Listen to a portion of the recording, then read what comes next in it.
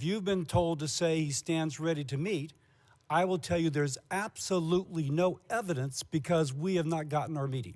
After a war of words over the future of Social Security, sources tell Reuters that an accusation from Republican Senator Bill Cassidy that U.S. Treasury Secretary Janet Yellen lied during a Senate Finance Committee hearing on Thursday has obscured behind-the-scenes talks between the White House and lawmakers about how to fund the popular retirement program. Here's the exchange. Does the president know personally anybody who is dependent upon Social Security, and if their benefits are cut by 24%, they will slide into poverty? It's hard for you to know, so I'll give you a pass on that. The president knows many people on Social Security. Then why doesn't the president care? He cares very deeply. Then where is his plan?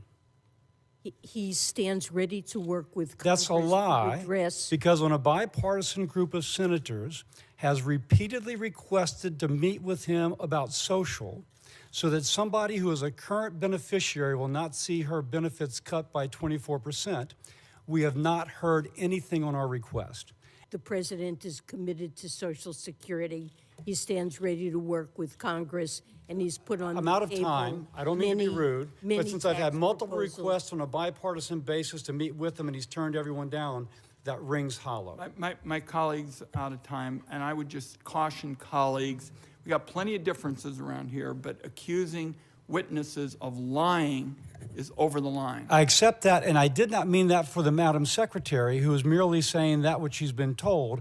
I'm saying it for an empiric observation when the president says he's ready to meet and he's turned down multiple The time of times. the gentleman's expired. Accusing witnesses of lying. But I is did not over the accuse line. her.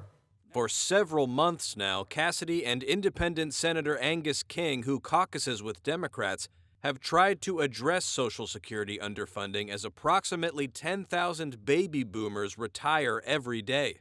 Within a decade, tax revenues and a backup dedicated trust fund will be insufficient to meet the payouts for what is often regarded as the most successful program the federal government has administered since its inception in 1935. Central to the bipartisan effort is the possible creation of a second trust fund that for the first time would allow money to be invested in the stock market, though last week's bank failures could give lawmakers second thoughts. While no meetings between the senators and President Joe Biden have been scheduled, a source familiar with the discussion said that White House aides are engaged in talks with the Senate, but the source added that a formalized plan has not been crafted. White House officials did not respond to a request for comment.